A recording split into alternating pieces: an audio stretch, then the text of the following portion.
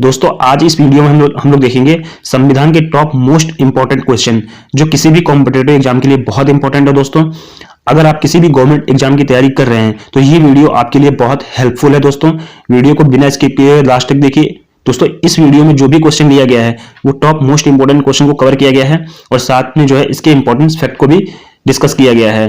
तो वीडियो को बिना स्किप किए पूरा देखिए। चलिए शुरू करते हैं। देखिए आपका क्वेश्चन नंबर फर्स्ट है, भारत की संविधान सभा का अध्यक्ष कौन था।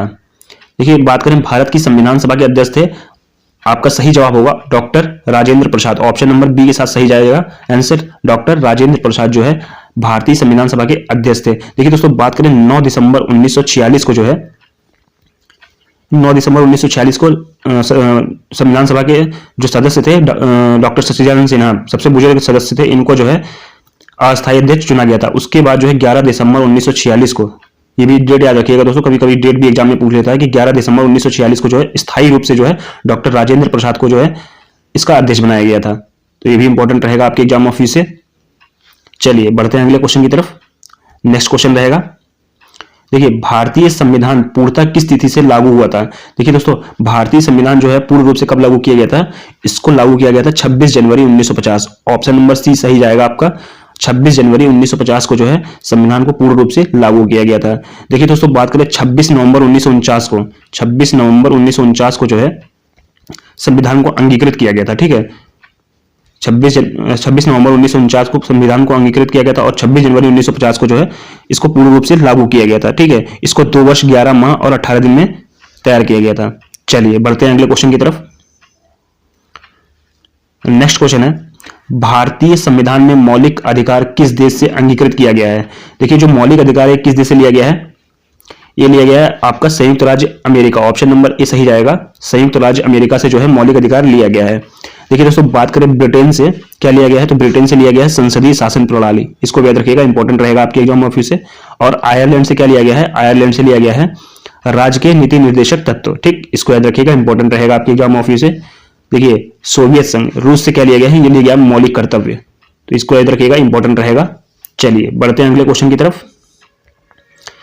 अगला क्वेश्चन है, भारतीय संविधान का अनुच्छेद 21 इनमें से किस विकल्प से संबंधित है। देखिए आर्टिकल 21 की बात हो रही है कि आर्टिकल 21 से जो है इनमें से किससे संबंधित है, तो ये संबंधित है निःशुल्क एवं अनिवार्य शिक्षा। ऑप्शन नंबर सी जाएगा राइट आंसर। निःशुल्क एवं अनिवार्य शिक्षा जो है अनुच्छेद 21 से संबंधित है। देखिए दोस्तों बात करें जो है अनुच्छेद 21A में, अनुच्छेद 21A में जो है इसके अनुसार इसमें कहा गया है कि राज्य जो है 6 से 14 वर्ष के आयु के समस्त बच्चों को निःशुल्क शिक्षा तथा अनिवार्य शिक्षा उपलब्ध कराएगा।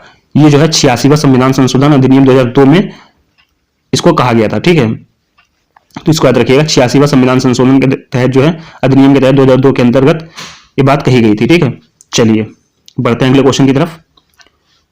नेक्स्ट क्वेश्चन है, भारतीय संविधान का अनुच्छेद 368 किससे संबंधित है। देखिए जो आर्टिकल 368 है ये संबंधित है, ऑप्शन नंबर बी जाएगा, संविधान के संशोधन से संबंधित है। ठीक है, 368 में जो है संविधान के संशोधन की बात कही गई है।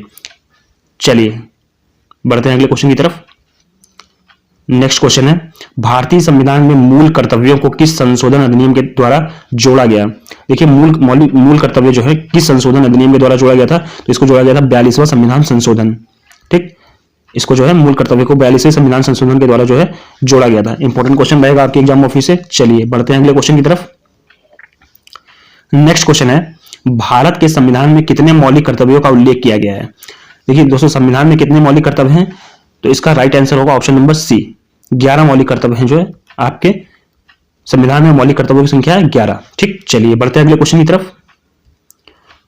नेक्स्ट क्वेश्चन है, भारतीय संविधान के अनुच्छेद 51A में निम्नलिखित में से किसका उल्लेख है। देखिए दोस्तों भारतीय संविधान के अनुच्छेद 51 में किसका उल्लेख है, तो इसका राजकीय नीति निर्देशक तत्व का जो है उल्लेख किया गया है। ऑप्शन नंबर सॉरी यहां मिस्टेक हो गई।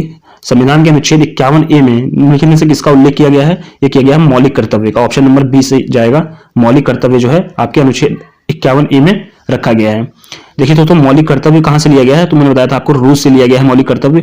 और यह है, देखिए दोस्तों बात करें जो है मौलिक कर्तव्य की, तो यह स्वर्ण सिंह समिति की सिफारिश पर 1976 में 42वें संविधान संशोधन द्वारा मौलिक कर्तव्य को संविधान में जोड़ा गया था।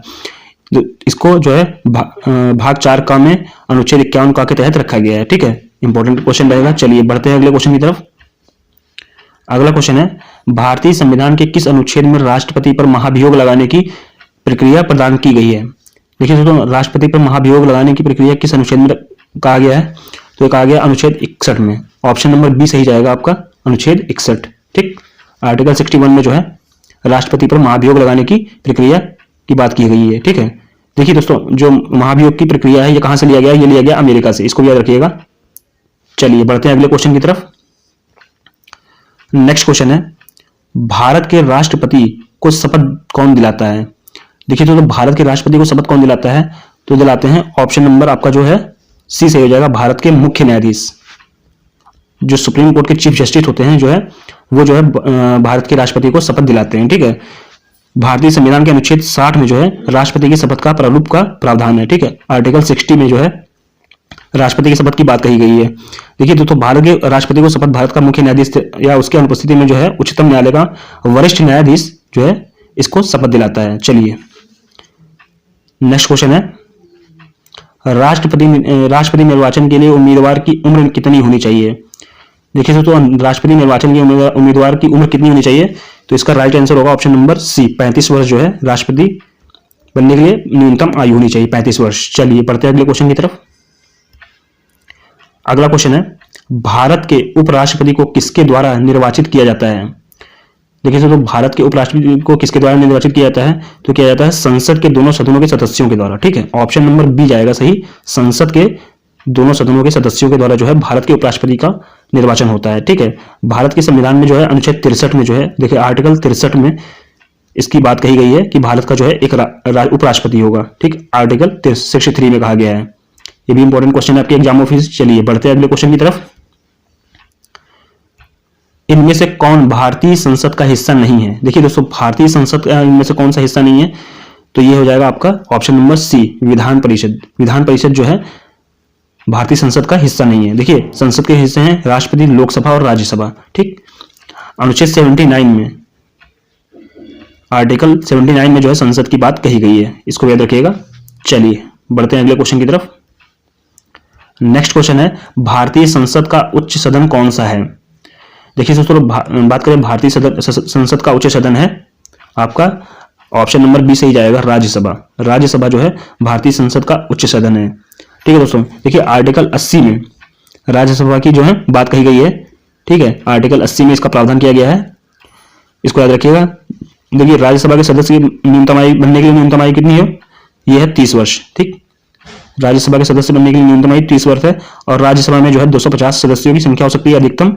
वर्तमान में कितनी है? वर्तमान में 245, तो इसको याद रखिएगा, 245 जो है वर्तमान में राज्यसभा के सदस्यों की संख्या है। चलिए नेक्स्ट क्वेश्चन देखते हैं। नेक्स्ट क्वेश्चन है, राज्यसभा का सदस्य बनने के लिए न्यूनतम आयु कितनी है?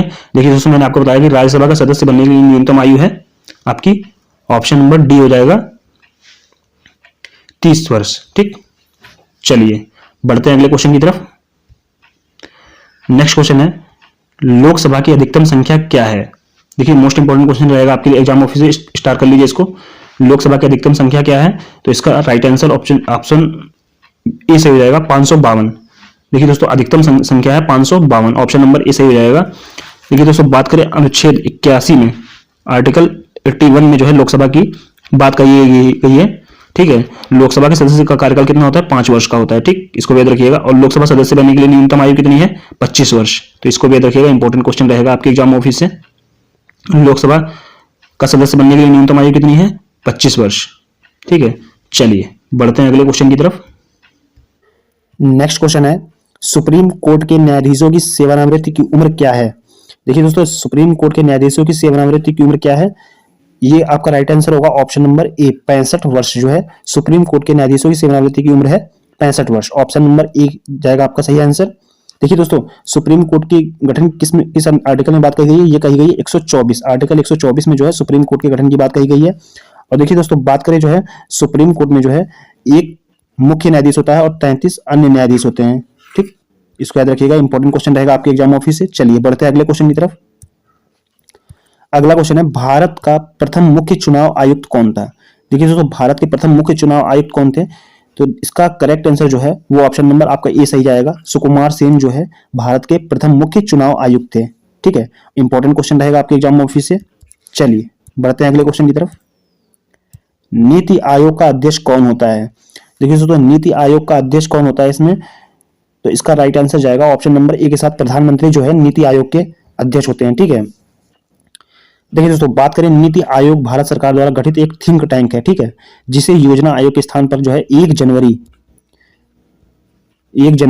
2015 को जो है इसको बनाया गया था। ठीक है, योजना आयोग की जगह जो है 1 जनवरी 2015 को नीति आयोग बनाया गया था। ठीक है, चलिए बढ़ते हैं अगले क्वेश्चन की तरफ।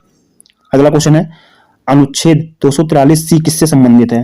देखिए दोस्तों, आर्टिकल 243C जो है ये संबंधित है आपका पंचायतों की संरचना से। ऑप्शन नंबर सी सही जाएगा आपका, पंचायतों की संरचना से जो है आपका 243C सही है। ठीक है, देखिए दोस्तों, बात करें 1992 में जो है 73वें संविधान संशोधन के द्वारा जो है भाग 9 में इसको जोड़ा गया था। ठीक है, 1992 में 73वें संविधान संशोधन के द्वारा भाग 9 में जो है पंचायती राज को जो है जोड़ा गया था। देखिए तो 24 अप्रैल 1993 से 73वां संविधान लागू किया गया था। ठीक है, संविधान संशोधन लागू किया गया था 24 अप्रैल 1993 को। ठीक है, इसीलिए 24 अप्रैल को जो है पंचायती राज दिवस मनाया जाता है।